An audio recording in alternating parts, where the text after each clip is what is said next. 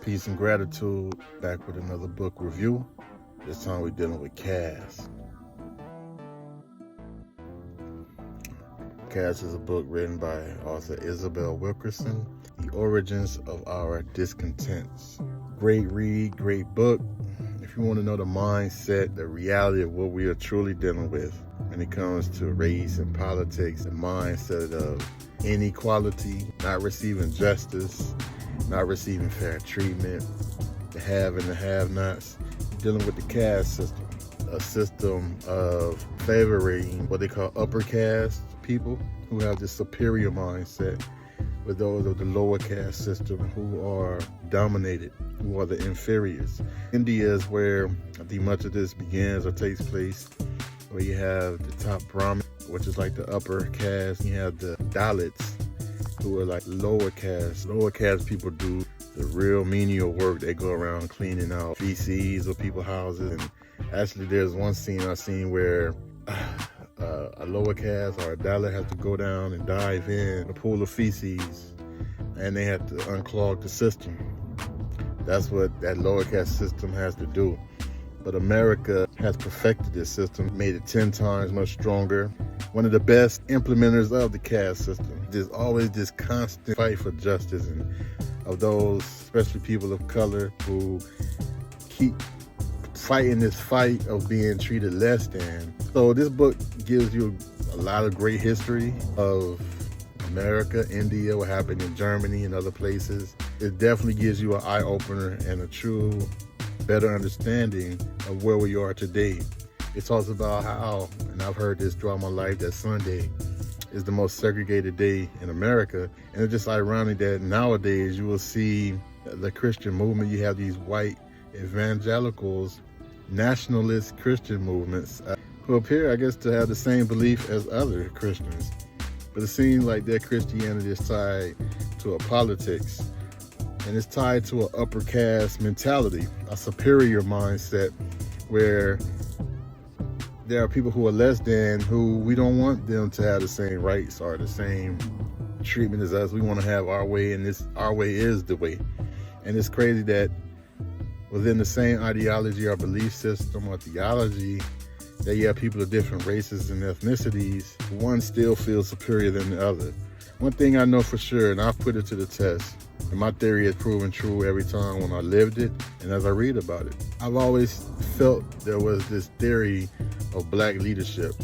It's okay if we can shoot the ball, we can sing good, we can entertain. When it comes to leading, that's where the problem lies. And I dealt with that in Georgia, in a suburb of Atlanta, Coweta County, where I was the leader of an office out there, and I got railroaded because I don't scratch if it don't itch, and I don't laugh if it ain't funny. So I came there on business. I was treated less than and got railroaded by the leadership of the law system there. They part of this upper caste system mentality that they feel better than. How dare you of a lower caste come in and try to regulate, stand strong in your beliefs and stand strong in your walk. No, one thing I want to share with this book, and I'm going to close it on this. I definitely recommend this. This is a great book to read upon. Some of the problem is this: they fear something. With the demographics changing, there's a fear that many people in this system who have been given a privileged position in this society, they fear something because something is changing. And it's like a boxer. Right now what's going on in our society is we have somebody that's on the ropes. A system has been built out of misery and lynching and robbery and thievery. It has been built, and it's placed certain people in a privileged position of comfort. So now the dynamics are changing, the demographics are changing. Now their privilege is changing. Now you got people work their way up, and we're getting wiser and smarter because we have been placed there in what they call a lower caste system, but we are continuing to rise. Nothing has stopped us. One thing that they don't factor in is the God DNA.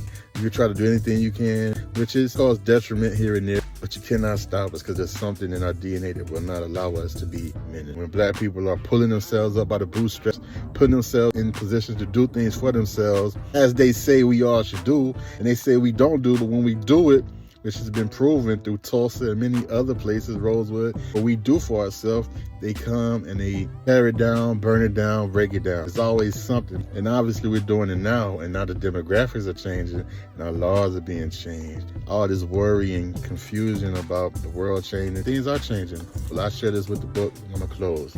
If the lower caste person manages actually to rise above an upper caste person, the natural human response from someone of that upper caste is to perceive a threat to their existence. They have a heightened sense of unease, of displacement, a fear of their very survival. And that's what's going on. There's a fear for the survival of a system that has been set up, not in a holy name, not in a righteous name, but in the name of misery, thieving, killing, robbing, and raping. That's just the history that we cannot ignore, that they're trying to modify, erase, and minimize. No. We're going to continue to spread this history, to learn about the mindsets that we're facing. This is that spiritual wickedness in high places. And I want to say this, don't get that wrong about we don't wrestle with flesh and blood, wickedness in high places and all that. I got you. It's manifested through flesh. And some people have a well-documented history of wickedness. This is a great read, The Cast, The Origins of Our Discontents by Isabel Wilkerson.